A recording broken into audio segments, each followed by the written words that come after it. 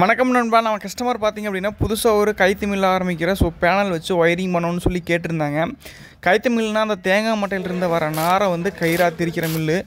அதுக்கு பேனல் வச்சு ஒயரிங் பண்ணணும் அப்படின்னு சொல்லி கேட்டிருந்தாங்க. நம்மளும் போய் பார்த்ததில் பார்த்திங்க அப்படின்னா 10 மிஷின் இறக்கியிருந்தாங்க. அதுக்கு பார்த்திங்க அப்படின்னா நம்ம ஃபுல்லாமே பைப் லைன் போட்டு ஒயரிங் பண்ணியிருக்கோம்.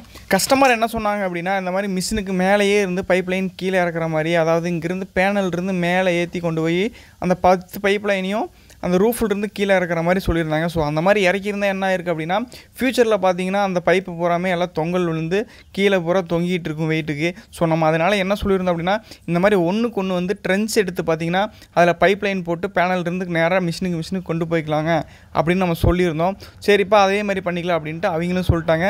நம்ம என்ன பண்ணியிருக்கோம் அப்படின்னா, ஒன்றுக்கு ஒன்று ட்ரென்ச் எடுத்து பார்த்திங்க அப்படின்னா ஒரு மிஷினுக்கும் தனித்தனியாக பைப் போட்டு பார்த்திங்க அப்படின்னா அதில் கேபிள் விட்டு எடுத்துக்கிட்டோம். ஒவ்வொரு மிஷினுக்கு பார்த்திங்க அப்படின்னா 2.5ல் 4 கோரில் ஒரு கேபிள், அதுக்கப்புறம் பார்த்திங்க அப்படின்னா 1.5ல் 3 கோரில் ஒரு கேபிள்.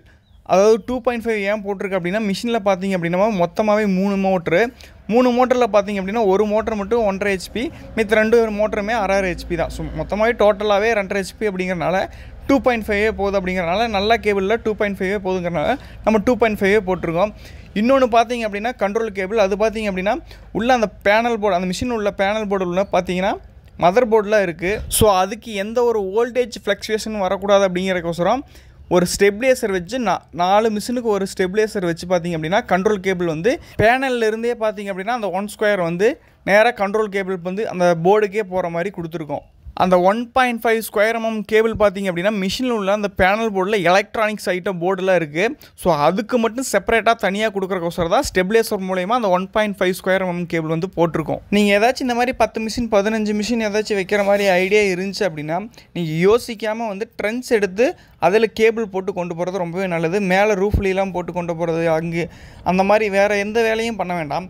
ட்ரென்ச்சில் போட்டிங்க அப்படின்னா நாளைக்கு ஏதாச்சும் ஒரு ப்ராப்ளம் அப்படின்னா கூட, இல்லை நாளைக்கு ஏதாச்சும் ஒரு கேபிள் போடணும் அப்படின்னா கூட நம்ம அந்த மேலே இருக்கிற அந்த ஷீட் எடுத்துகிட்டு அது மூலமாக நம்ம அந்த கேபிள் திரும்ப கொண்டு போய்க்கலாம். பேனலில் இருந்து பார்த்திங்க அப்படின்னா கேபிள் எல்லாத்தையுமே மிஷினுக்கு கொண்டாந்தாச்சு. இப்போ மிஷினில் பார்த்திங்க அப்படின்னா அந்த பேனலில் ஃபுல்லாக கனெக்ஷன் பண்ணி ஜாயின் பண்ணால் போதும். கிட்டத்தட்ட பார்த்திங்க அப்படின்னா எல்லா ஒர்க்குமே முடிச்சாச்சு. அதுக்கப்புறம் பார்த்திங்க அப்படின்னா முக்கியமான ஒன்று, நம்ம பேனல் வச்சாலோ இல்லை மிஷின் எரெக்ஷன் பண்ணாலோ முக்கியமாக பார்த்திங்க அப்படின்னா எர்த்து கண்டிப்பாக போடணும். எர்த்தை கன்ஃபார்ம் எல்லா மிஷினுக்கும் போட்டுருங்க. அதே மாதிரி பேனலுக்கும் எர்த்து கொடுத்துருங்க. ஒர்க் எல்லாமே முடிஞ்சு ஆன் பண்ணுறோம் பாருங்கள். ஒர்க் எப்படி இருக்குன்னு பார்த்துட்டு கமெண்ட் பண்ணுங்கள். வீடியோ பிடிச்சிருந்தா ஒரு லைக் பண்ணிட்டு நம்ம சேனலை ஃபாலோ பண்ணிக்கங்க.